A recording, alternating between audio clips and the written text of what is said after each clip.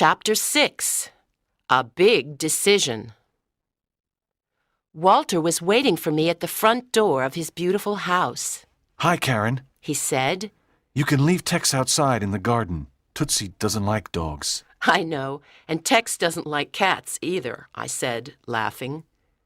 Walter was home alone, and we went to his room and sat down.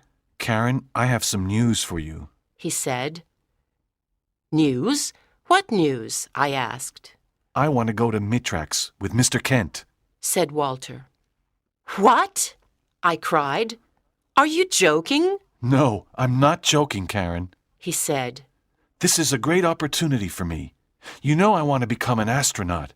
A trip on a spaceship to another galaxy is wonderful. I can see Mitrax and the aliens who live there. I can study them and see how they live and what they eat. I can find out things that aren't written in books. This is a great scientific adventure, and I'm lucky I can go. How many people have the opportunity to go to and explore another planet?" Walter was happy and excited. But aren't you afraid of aliens? I asked. What will they do to you? "I don't think Mr. Kent and the other aliens want to hurt me," said Walter. "They just want to study me because I'm a human. I think I can trust them." When will you return to Earth? I asked. "I don't know," he said. "but I want to return to see you." Are you going to tell your dad? I asked. "He's away on business for a few days," said Walter. "I'm going to write him a letter and explain everything." We talked for a long time, and I began to understand Walter's decision. I'll never see you again, I said, and started crying. He took my hand and said, "Please don't cry, Karen. I'll come back and tell you amazing things." We were silent for a few minutes. "Please don't tell anyone except Barbara about my decision," said Walter. I won't. It's our secret, I said. "Here, take my school ring.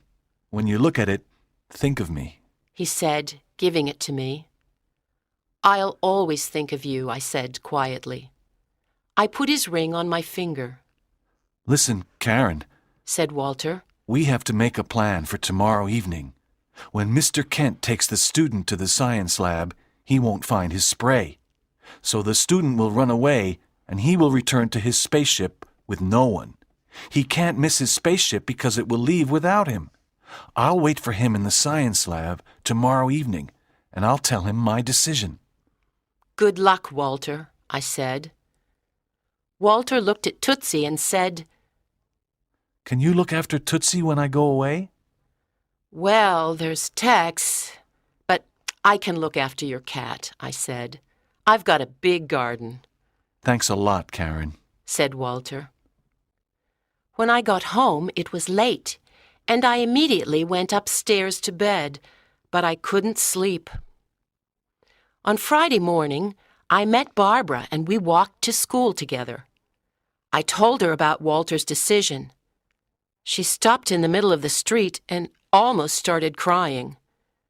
Then she saw his school ring on my finger. She smiled and said, "He likes you a lot." At the end of the school day, Walter, Barbara, and I went for an ice cream. We sat around a small round table and ate our ice cream quietly. "This is the last time we can have ice cream together," said Barbara sadly. The PTA meeting started at 7 o'clock. First, the parents visited our classrooms and talked to some of our teachers. At 8 o'clock, there was a big meeting in the gym with the principal. She was explaining about all the plans for the school over the next year. At about 8:15, Mr. Kent got up from his chair and went to see Barbara's family. He whispered something to them and then to Barbara. She was his choice. She got up and followed him. She wasn't worried because she knew Walter was waiting in the science lab. They left the gym and went upstairs. I decided to follow them. "Karen, where are you going?" Whispered my dad. Oh, I'm just going to the science lab for a minute.